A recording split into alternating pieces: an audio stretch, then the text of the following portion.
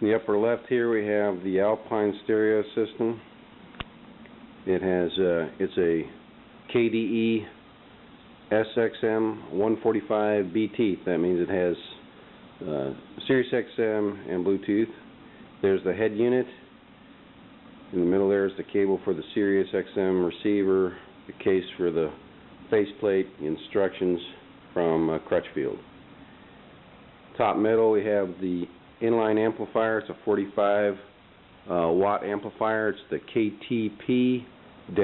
KTP-445 alpha. It's a 4-channel 45. There's the device. It's pretty smooth. It's pretty slim with the cable attachments and some paperwork that came with it. Over here we have the faceplate adapter kit to make it fit inside the two bins that are available. There's an wire adapter kit that comes with this particular radio for the Mazda with a Bose system like this car has, and then some of the tools. One of the interesting tools that comes from Crutchfield are these stereo removal tools.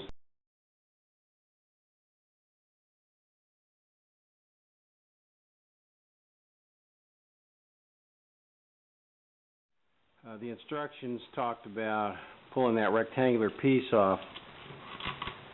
This little piece right here, you can see, comes off to expose the holes, the two holes that go with, or make it possible to use this tool. I came in, and after some jiggling, I was able to get the tool so that it was on the outside of this flexible flange, so that when I rotate it, you can see it's collapsing it up against the side of the radio. So then it comes free of that ledge.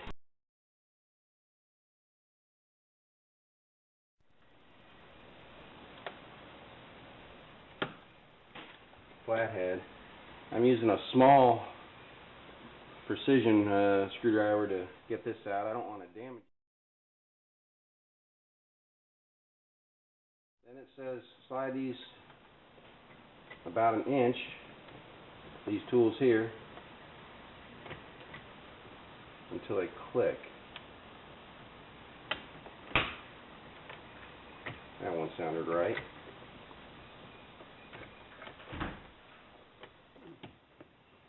After removing the first one, I actually had more success putting my finger in underneath. This side was hung up for some reason. Pushing the radio all the way in flush, and then using my finger to push that spring assembly, and then pull everything out.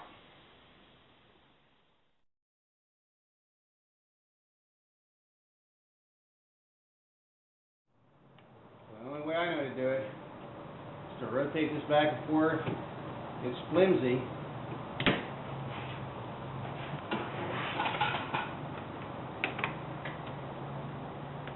And remove it.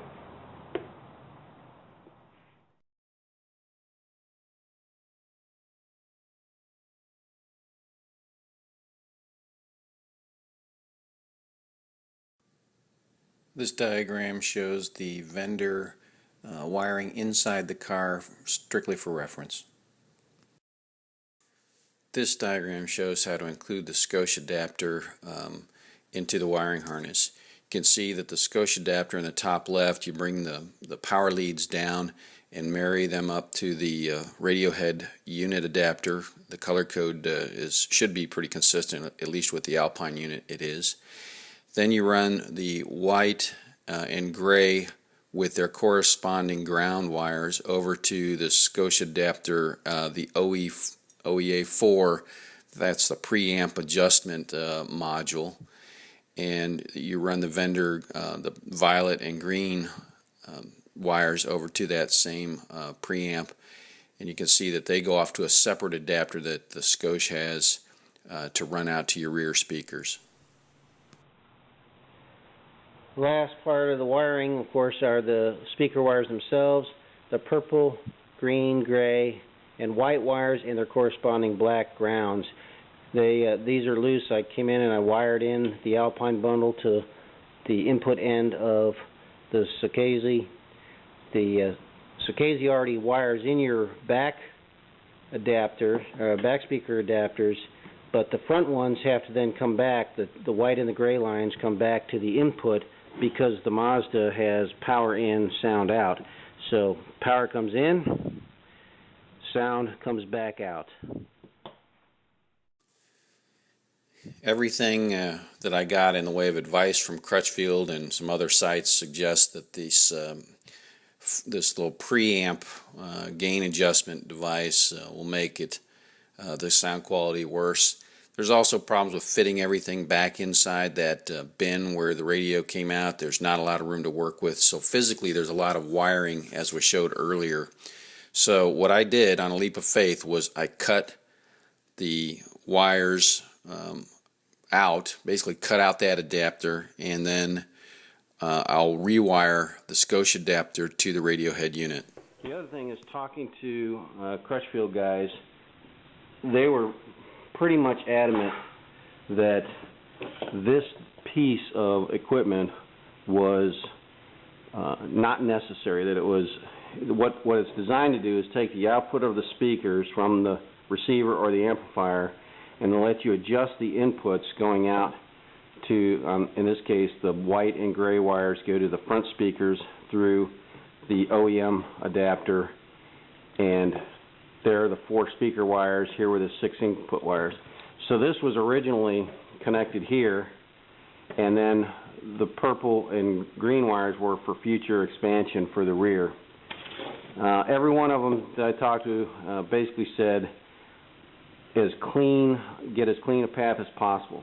So on a leap of faith, in part because the radio really didn't fit well with all that, with this whole mass of all these wires and this thing and the XM satellite, it really didn't fit well.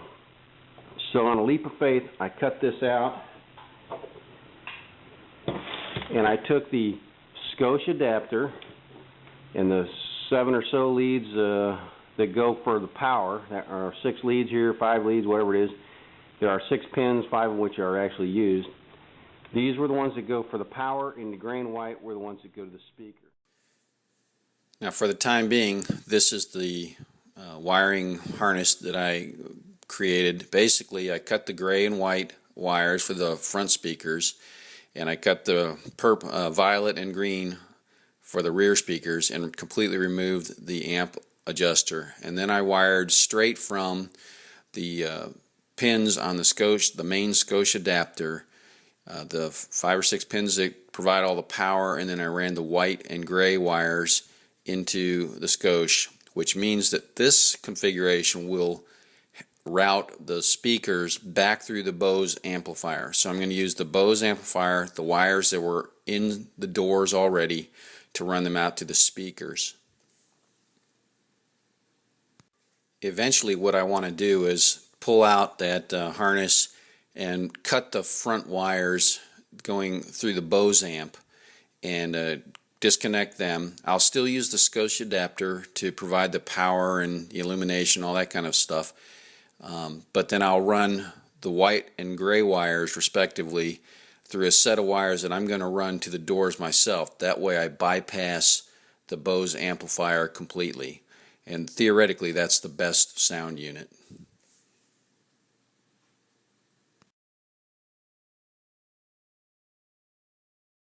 Couple little, I don't know, tricks of the trade, whatever you want to call it. I'm going to put the bin on top. I found that it just was easier to access the bin, and so one of the things I did is I took the sleeve. You can see right here there's a metal sleeve that's about half the width of the radio, slid it in and latched it down here by folding these little flanges, got it secured, and then I ran a zip tie around, just got tape here to hold it from sliding, with the idea being I don't want this sleeve vibrating up and down and rubbing against this, so it's just a nice secure package. couple other tricks of the trade. Why do they provide certain things? What are these little devices here that come with the radio? When you mount the sleeve in the radio, or in the bracket here, you can see this will go in, this will clip inside. You'll pull the cables out through, hook them to the back of the radio, then you'll slide the radio in and push it back until it clicks. And you can see there's this little rectangle. This is like a spring-loaded device. It's kind of like those spring-loaded things on the Bose that required the use of this tool to get them open. Well, these are designed for this radio. If you look at the front, there's a little groove here. You slide this in, you slide this in, and I'm not going to say it's real obvious, but if you look at it, you can see that when I push in, that tongue pulls and lifts this out, this groove out, so that the radio can be pulled back out. So once this radio goes in and locks, you cannot bring it forward. So you either have to take the whole assembly out or use these tongues to lift out the radio. Like that. So don't throw these away. We'll put them in your glove box. But that's how you're going to be able to pull the radio out if you ever need to do any work on it. Okay, last but not least, you can see I've got the radio in the case. There's a little post here in the back. There's a place where you can screw this in, and I mentioned when I was looking inside that the open space there was a bracket in the back that had two holes. Each of the radios, the tape player and the original radio, had a projector, the whatever prong here sticking out the back. The radio doesn't come in with it, so you got to get it and install it.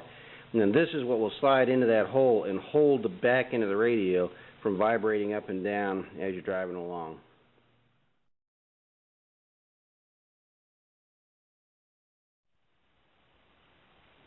Okay, there's not a lot of space in here with the compartment, even with both radios out. And as I mentioned earlier, this is a Sirius XM capable radio.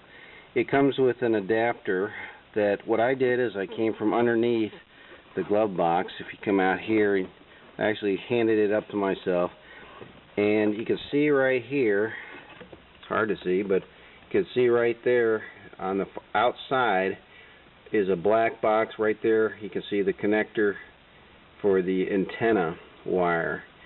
So I took zip ties up here and up here. I put some double-sided tape on it and secured it. Then I ran the antenna.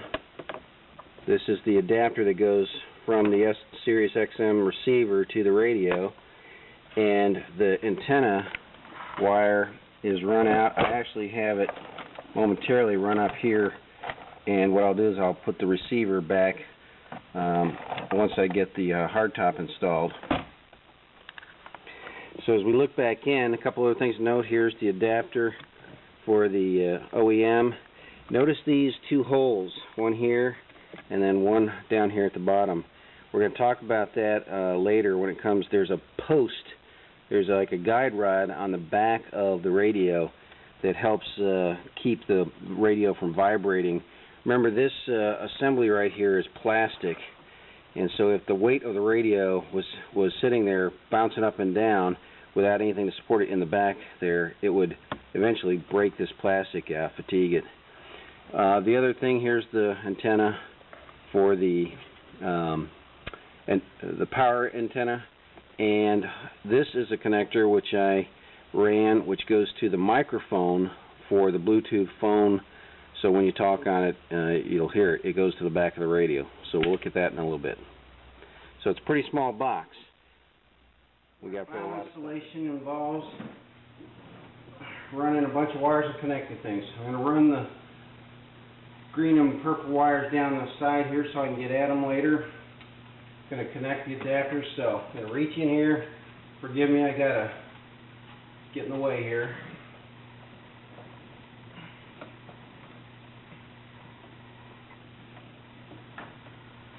so there, the purple and green wires are hanging out by my feet here in the passenger floor. Take the OEM adapter,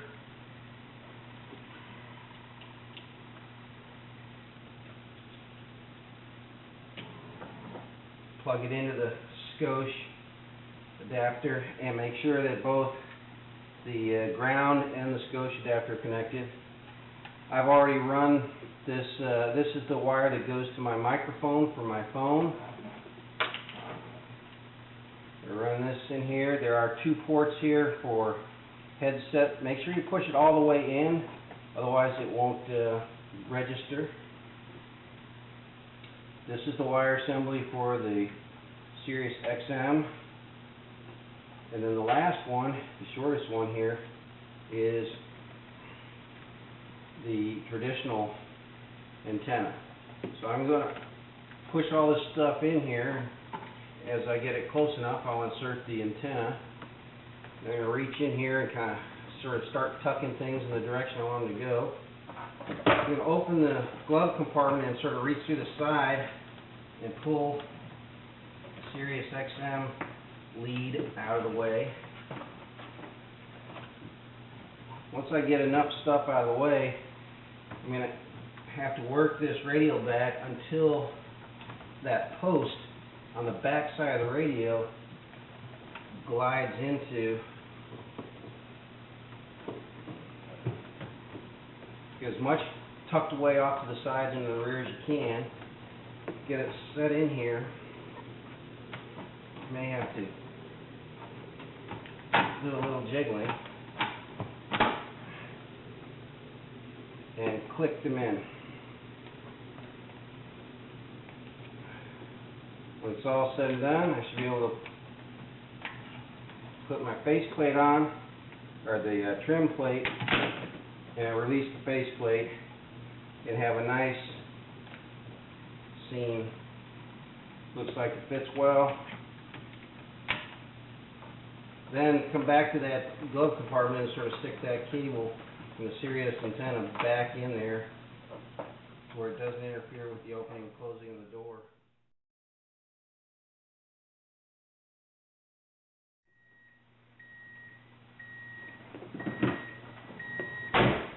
Okay, I've got power, got the radio, it's got static.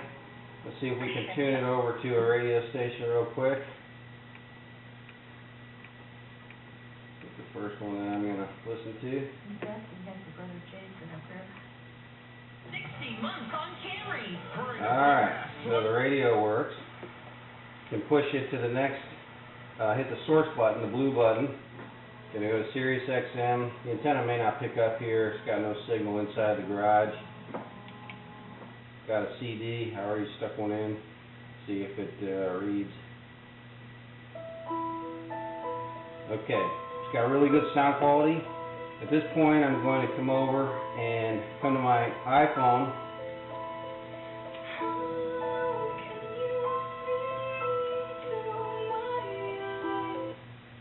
Okay. Let's see here. Oh, I know, I just did hit the search button. Okay, so I'm going to go into the settings. Going to go to the Bluetooth. Searching, it'll say Alpine CDE at some point. Connect it.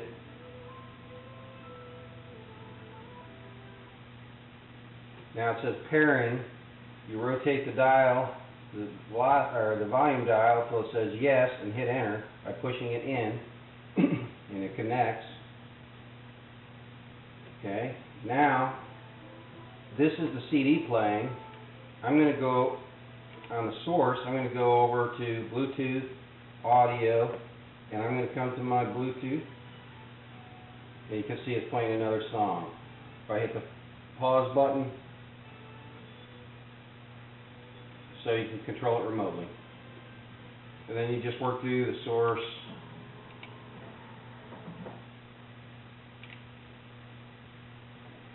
Pick whatever you're trying to listen to. As far as quality,